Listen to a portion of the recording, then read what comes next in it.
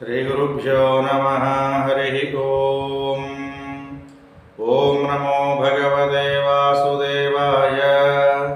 वैदेही सहितं सुरद्रुमतले हैमे महामण्डपे मध्ये पुष्पकमासने मणिमये वीरासने सुस्थितम् अग्रे वाचयति प्रभञ्जनसुते तत्त्वं मुनिभ्यः परम् व्याख्यान्तं भरतादिभिः परिवृतं रामं भजे श्यामलम्।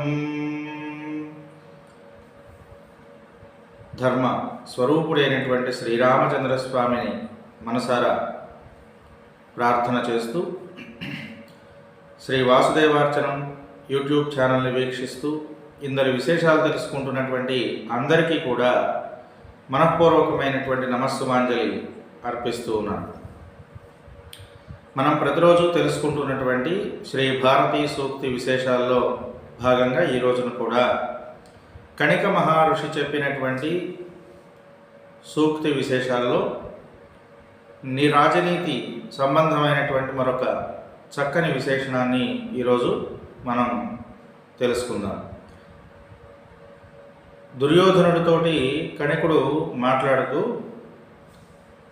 ఎటువంటి కార్యక్రమాన్ని మనం చేస్తున్నప్పటికీ అది తేలికైన పనైనా కష్టతరమైనటువంటి పని అయినా ఎప్పుడూ ప్రజానీకాన్ని ఉద్ధరించేలాగానే ఆ కార్యక్రమం ఉండాలి, అంతే తప్ప మరో రకంగా ఉండకూడదు అన్నట్లుగా ఈయన తరువాత సూక్తిని చెప్తున్నాడు.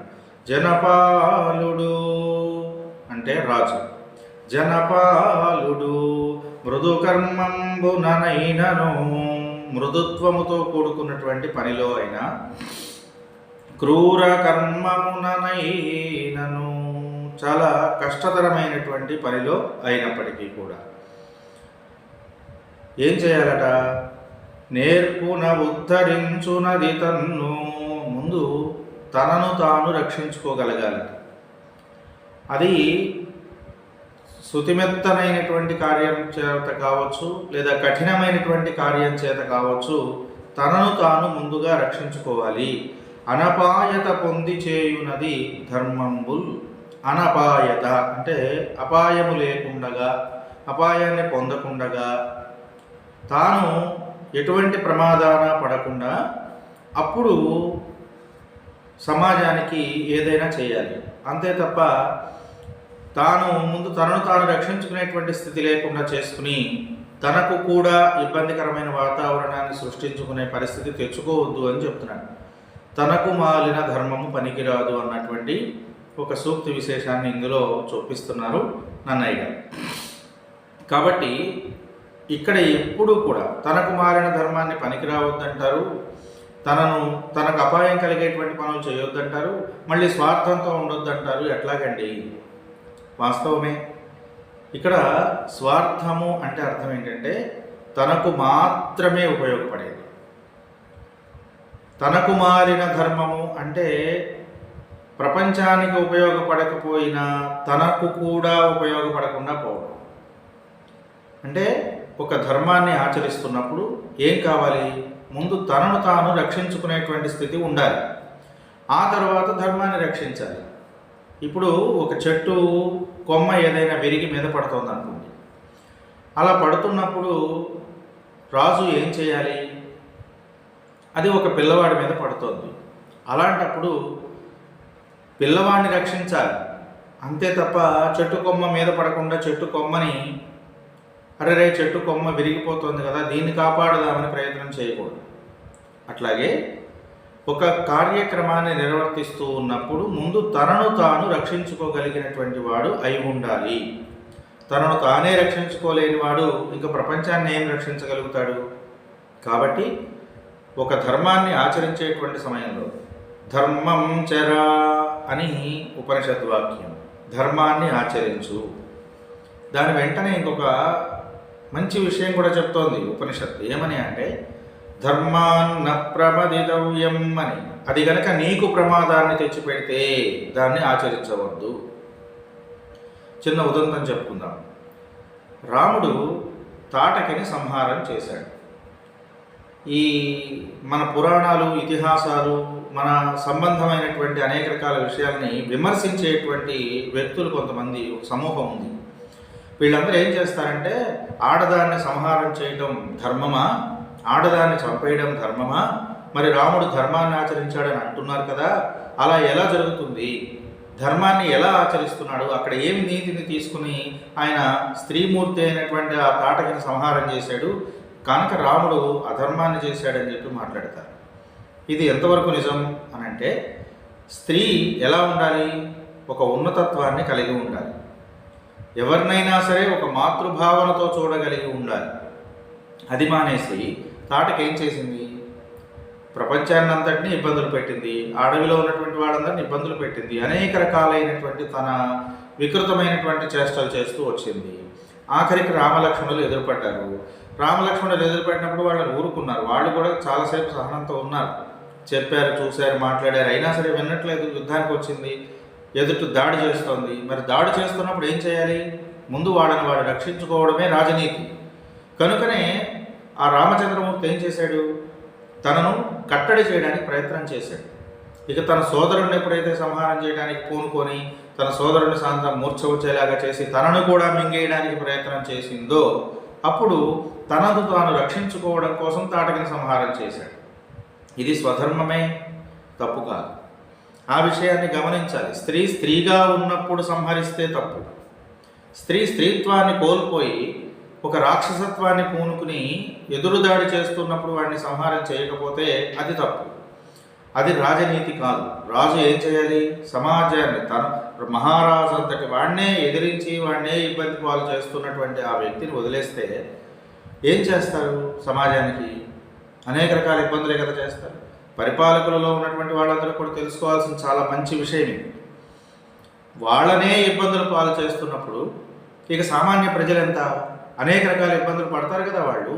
కాబట్టి పరిపాలనలో ఎవరన్నా ఉండనివ్వండి, వాళ్ళ సంగతి, వాళ్ళు ఎటువంటి వ్యవహారానికి చెందిన వాళ్ళు అనే విషయం పక్కన పెడితే, పరిపాలన చేసేటువంటి వాళ్ళు ఎప్పుడూ కూడా సమాజాన్ని రక్షించడమే వాళ్ళ ధర్మం. సమాజాన్ని రక్షించేటువంటి క్రమంలో ఒకానొకప్పుడు వాళ్ళకి ప్రమాదం జరిగేటువంటి అవకాశం ఉండవచ్చు.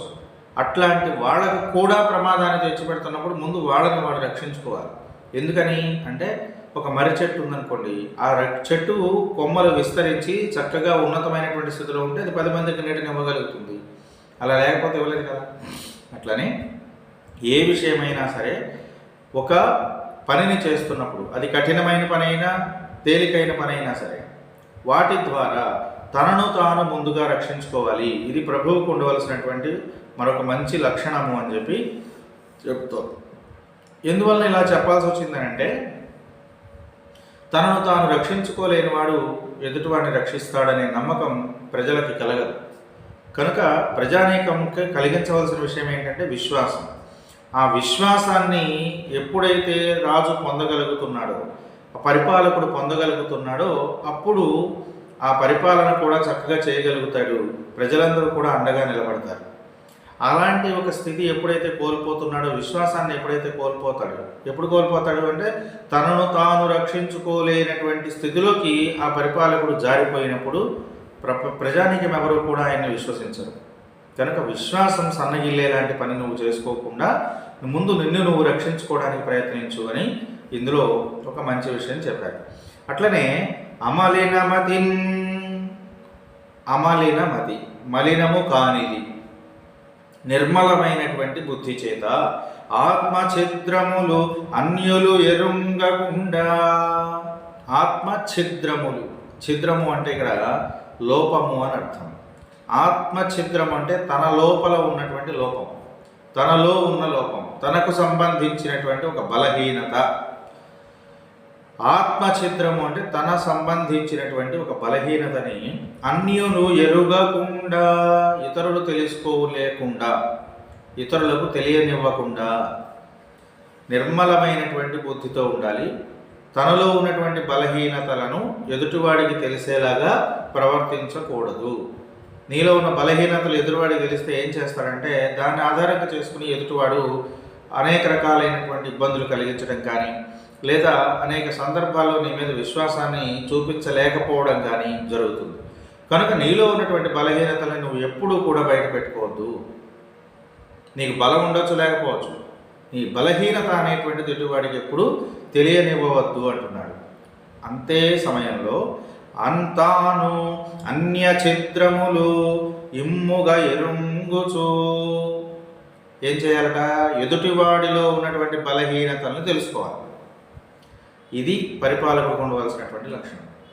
ఎదుటివాడిలో ఉన్నటువంటి బలహీనత ఎప్పుడైతే తెలియదో వీడు పరిపాలించేటువంటి సందర్భంలో ఆ శత్రుముఖలను కట్టడి చేయలేనటువంటి పరిస్థితి ఏర్పడుతుంది. కనుక ఎదుటివాడిలో ఉన్న బలహీనతలు ఏవో తెలుసుకొని ఖచ్చితంగా ఉండాలి పరిపాలకుడైన వాడు. పరిపాలకుడే కాదండి, సామాన్య మానవులైనా సరే ఎలా ఉండాలంటే మన బలహీనతలు ఏమీ కూడా ఎదుటివాడికి తెలిసేలా ప్రవర్తించకూడదు. ఎదుటివాడిలో ఉన్నటువంటి లోపాలను తెలుసుకోవాలి. ఎవరు తెలుసుకోవాలి? పరిపాలకుడు తెలుసుకోవాలి. కానీ ఇవాళ ప్రజలు తెలుసుకుంటున్నారు. మన ఇంట్లో ఉన్న లోపాలేవో మనకి తెలియదు, మనం పట్టించుకోం. కానీ ఎదుటివాడిలలో ఏం జరుగుతోంది, ఎదుటివాడి ఇంట్లో ఉన్నటువంటి తగాదాలు ఏమిటి, ఎదుటివాడి భార్యాభర్తలు ఇద్దరు సరిగ్గా ఉంటున్నారా, వాడు కొట్టుకుంటున్నారా, ఎదుటివాడి ఇంట్లో పిల్లలు, మన ఇంట్లో పిల్లలు ఏం చేస్తున్నారో మనం ఆలోచించాం, పక్కన వాడి ఇంట్లో ఉన్న పిల్లలు ఏం చేస్తున్నారని ఆలోచిస్తాం. ఇది చాలా పొరపాటండి. ఎప్పుడూ కూడా తప్పులెన్నువారు తమ తప్పులెరుగరు కదా. కాబట్టి తప్పులు ఎంచేటప్పుడు ఎప్పుడు కూడా ముందుగా మన తప్పులేవో మనం గుర్తించాలి. అవి బయటపడకుండా జాగ్రత్త పడాలి. అంతే తప్ప వాటిలన్నింటినీ అందరూ మాట్లాడుకునేలాగా ప్రవర్తిస్తూ మనలో ఉన్న లోపాలన్నీ ప్రపంచానికి తెలిసేలాగా మనం ఉంటూ ఎదుటివాడి ఇంట్లో ఉన్నటువంటి వాటిని గురించి ఆలోచిస్తే ఇది చాలా పొరపాటు. మేమేం చేస్తున్నామండి, మేమే పాపము ఎరుగమండి, కానీ మాకేం కలిసి రావట్లేదండి. ఎందుకు కలిసి రాదు అంటే ఇందుకే కలిసి రాదు. ఎదుటివాడి సంబంధించినటువంటి భావన, వాడి జీవనము, వాడి కుటుంబము, వాడి వ్యవస్థ కూడా మన కుటుంబం లాంటిదే. ఎదుటి వ్యక్తి కూడా మనలాంటి వాడే అనేటువంటి భావన నీలో లేకుండా ఎదుటివాడంటే వేరేవాడు, వాడిది వేరే కుటుంబం, వాడిది వేరే జీవితం, వాడింట్లోనే లోపాలు ఉన్నాయి, ఎదుటివాడి మన ఇంట్లో లేవన్నట్టు అనేటువంటి ప్రవర్తనను కలిగి ఉండడం చాలా పొరపాటు. సమాజంలో ఉన్నటువంటి లక్షణం ఇది. కానీ పరిపాలకుడు మాత్రం ఏం చేయాలట? లోపాలు ఎక్కడెక్కడ ఉన్నాయో అవన్నీ తెలుసుకోవాలి. అలా తెలుసుకోలేకపోతే, ఎదుటివాడిలో ఉన్న బలహీనత ఏదో తెలుసుకోలేకపోతే రాజు పరిపాలన చేయలేడు. ఒకానొకప్పుడు దాన్ని నియంత్రించేటువంటి పరిస్థితి వచ్చినప్పుడు, శిక్షించాల్సిన పరిస్థితి వచ్చినప్పుడు ఎదుటివాడికి లోపాలు తెలియకపోతే తాను ఏం చేయలేడు. ఇతరుల యొక్క బలాబలాలు తెలుసుకోలేకపోతే రాజు పరిపాలనలో తన రాజ్యాన్ని తాను కాపాడుకోలేడు. పరిపాలకులందరూ కూడా అంతే. కనుక బలాబలాలు తెలియాల్సినటువంటి ఆవశ్యకత ఎవరికి ఉంది? పరిపాలకుడికి ఉంది, ప్రజలకు లేదు. కానీ చూడండి, ఇవాళ సమాజంలో ఇది తిరగబడిపోయింది. ప్రజలందరికీ ఇలాంటి లక్షణం ఉంది, పరిపాలకులందరికీ వాళ్ళలో ఉన్నటువంటి లోపాలు సరిదిద్దుకునేటువంటి లక్షణం లేదు. ఇది ఏంటో తెలియనటువంటి ఒక వాతావరణం. అలాంటి వాతావరణం నుండి బయటపడటం కోసమే ఇలాంటి సూక్తులన్నీ ఉపయోగపడతాయి. మన లోపాన్ని మనం బయటపడకుండా చూసుకోవాలి. అలాగే ఎదుటివాడిలో ఉన్నటువంటి బలహీనతలు మనం తెలుసుకునేలాంటి పరిస్థితి ఉండాలి. తెలుసుకోమంటున్నారు కానీ ప్రపంచానికి అందరికీ తెలియజెప్పమని చెప్పట్లేదండి. ప్రపంచం ఏం చేస్తుందంటే ఏదో కర్ణాకర్ణిగా ఉన్నటువంటి విషయం, అలాగట కదా, ఇలాగట కదా, ఎవడి కూడా అలాగూ అని చెప్పడు, అలాగట కదా అంటాడు. దీనికి కారణం ఏమిటి అంటే వింటారు, విన్నదాన్ని ప్రచారం చేస్తారు. ఇలాంటి లక్షణం చాలా ప్రమాదకరమైనది అని మనకి ఇలాంటి సూక్తుల ద్వారా తెలుస్తుంది. ఇక్కడ ఇంకొక చిన్న విషయం కూడా చెప్తున్నారండి. తెలుసుకో, నీ లోపాలని నువ్వు బయట పెట్టుకోవద్దు, అలాగే ఎదుటివాడిలో ఉన్న లోపాలను నువ్వు తెలుసుకో. ఎలా తెలుసుకోవాలట? దేశము కాలమును ఎరిగి మిత్ర సంపన్నుండై. దేశ కాల పరిస్థితులకు అనుగుణంగా స్నేహితత్వాన్ని ప్రదర్శిస్తూనే తెలుసుకోవాలి. అంతేగాని ఇవాళ ప్రజల్లాగా ఈ వ్యతిరేక భావాలని సమాజం అంతా చూపించడం, ఎదుటివాడిని విమర్శిస్తూ ఉండడం, వాడి గురించినటువంటి మాటలు 10 మందికి చెబుతూ ఉండడం, వాడి పరువు తీయడానికి ప్రయత్నం చేస్తూ ఉండడం, వీటి వల్ల సాధించేది ఏమిటా అంటే సాధించేదేమీ లేకపోయినా ఒక ఆత్మసంతృప్తిని వాడు పొందుతున్నాడు. ఇదే వాడి వినాశనానికి కారణం. ఎదుటివాడి ఏడుపును చూసి ఎవడైతే నవ్వుకుంటున్నాడో, ఎదుటివాడి బాధను చూసి ఎవడైతే సంతోషిస్తున్నాడో, ఎదుటివాడు బాధకు ఎవడైతే కారకమవుతున్నాడో వాణ్ణి పరమాత్మ ఉపేక్షించడు. అందులోనూ హైందవ సంస్కృతిలో ఉన్నటువంటి భగవంతుడు ఏం చేస్తాడో తెలుసునండి, పరానుగ్రహం కలిగినటువంటి వాడిని మాత్రమే కాపాడుతాడు. పరాగ్రహం కలిగిన వాడిని అసలు పట్టించుకోడు. చాలామందికి మాకు ఏం చేసినా కలిసి రావట్లేదండి అనే కారణాల్లో మొట్టమొదటి కారణం ఇదే. ఎదుటివాడికి ఉంది అని మనం ఏడవకూడదు. మనకి లేదని బాధపడడం తప్పు కాదు, ఎదుటివాడికి ఉందని మనం బాధపడటం తప్పు.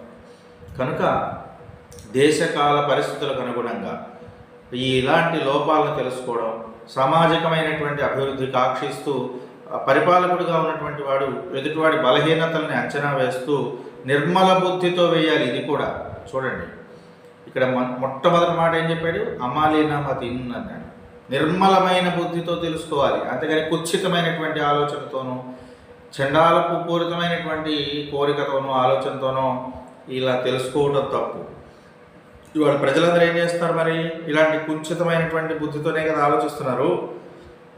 నిర్మలమైన బుద్ధితోనా కాదు కదా, అమలినమైనటువంటి బుద్ధి లేదు ఎవరికి కూడా, మలిన బుద్ధితోనే ఆలోచిస్తున్నారు.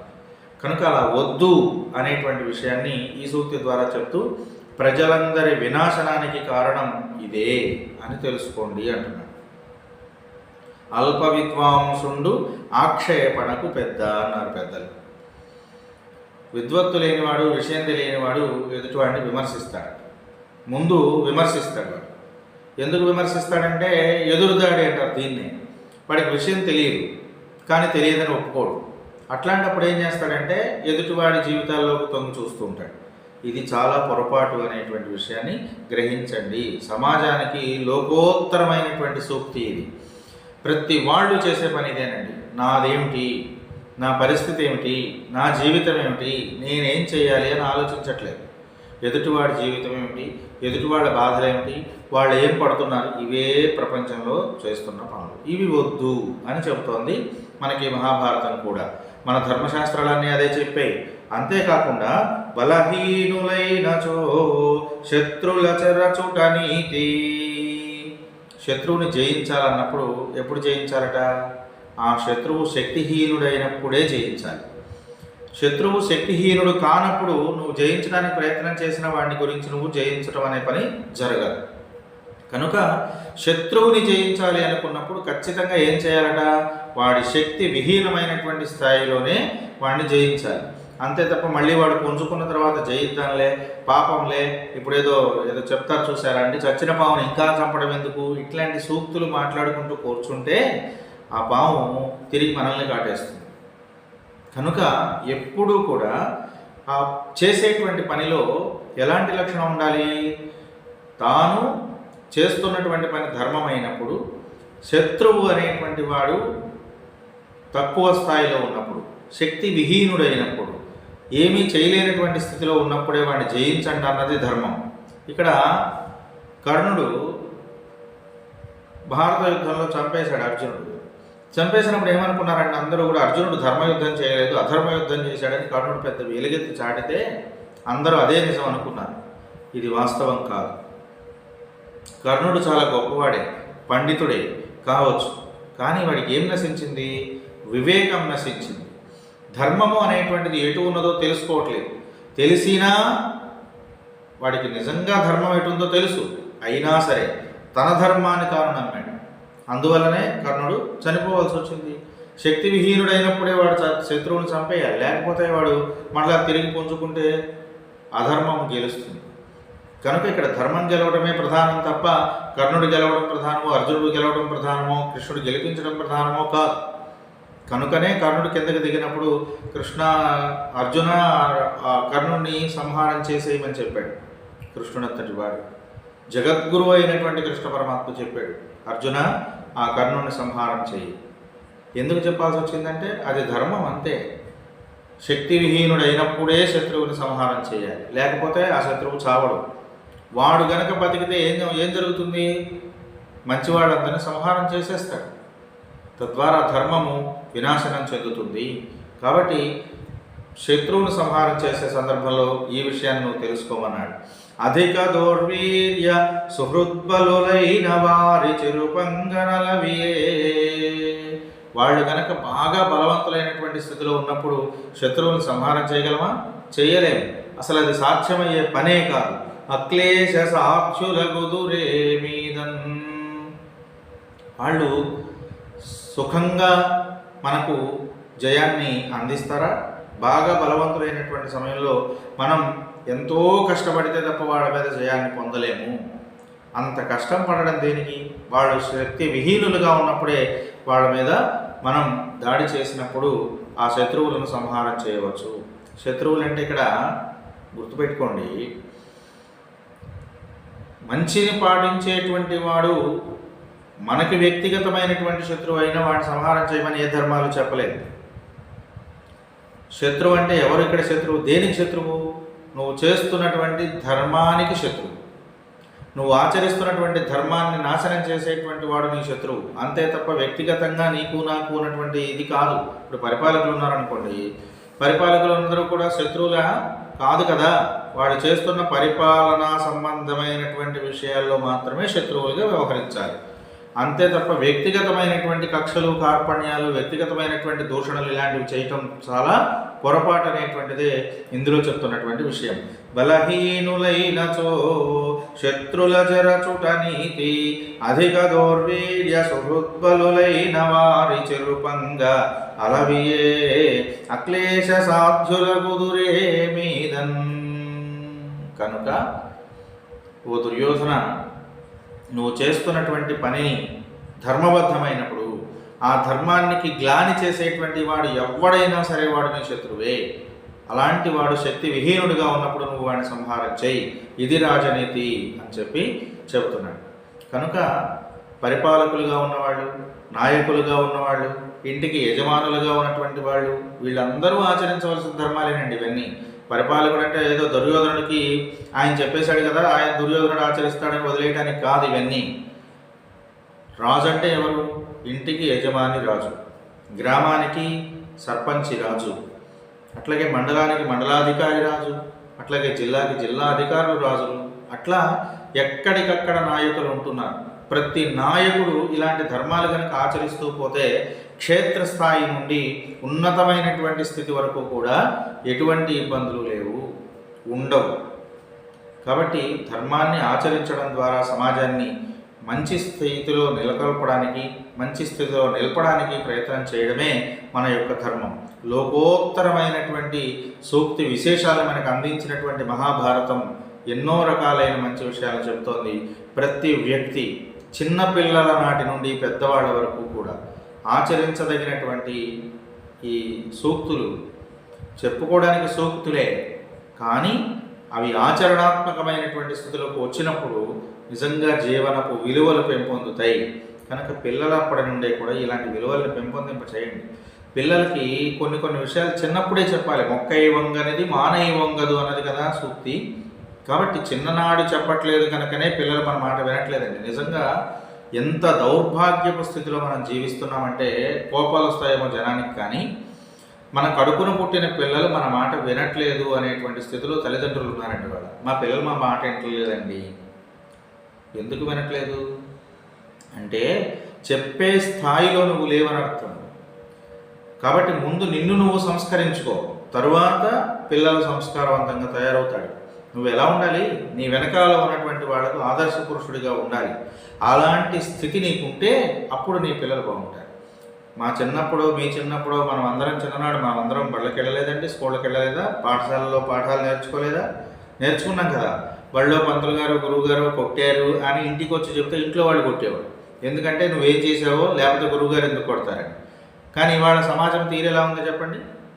పిల్లలు చెబితే ఇంటికి వచ్చి చెప్పంగానే మా పిల్లాడిని నేనే కొట్టను, నువ్వెవడవయా కొట్టడానికని మాట్లాడేటువంటి స్థితిలో తల్లిదండ్రులు ఉంటే పిల్లలు ఇంకెక్కడ ఉంటారండి? నీవు నేర్పిన విద్యయే నీరజాక్ష అని నువ్వు చెప్పిందే కదా. ఏమిటి నువ్వు చెప్పింది? పాఠాలు చెప్పేటువంటి గురువుల మీదకి నువ్వు తగాదాకి వెళ్తున్నావు.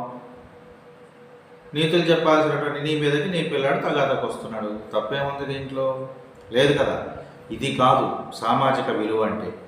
సామాజిక స్పృహ అంటే ఇది కాదండి. కనుక పిల్లల్ని కంట్రోల్లో ఉంచితేనే వాళ్ళు ఎదుగుతారు చక్కగా. అంతే తప్ప మా పిల్లలు మేము అనుభవించినటువంటివన్నీ వాళ్ళు అనుభవించాలండి అని అనుకుంటే నిజంగా నువ్వు అనుభవించినటువంటి చెడు వ్యసనాలకు కూడా వాళ్ళు బానిసలైపోతారు. కాబట్టి ఎప్పుడు ఏది ఎంతవరకు ఆవశ్యకం ఉన్నదో అంతవరకే దాన్ని ఆచరించడం అనేది చేయాలి. ప్రతి విషయం అంతే. ఆహారం తీసుకోవడం దగ్గర నుంచి నిద్రపోవడం వరకు ప్రతిదీ సమయానుకూలమైనటువంటి స్థితిలో అవసరమైనటువంటి మేరకు ఆచరించడం వల్ల ఆరోగ్యంగా శరీరం ఎలా ఉంటుందో నియమాలు, కట్టుబాట్లు ఇలాంటివన్నీ కూడా ఆచరించడం వలన సమాజం ఆరోగ్యవంతంగా ఉంటుంది.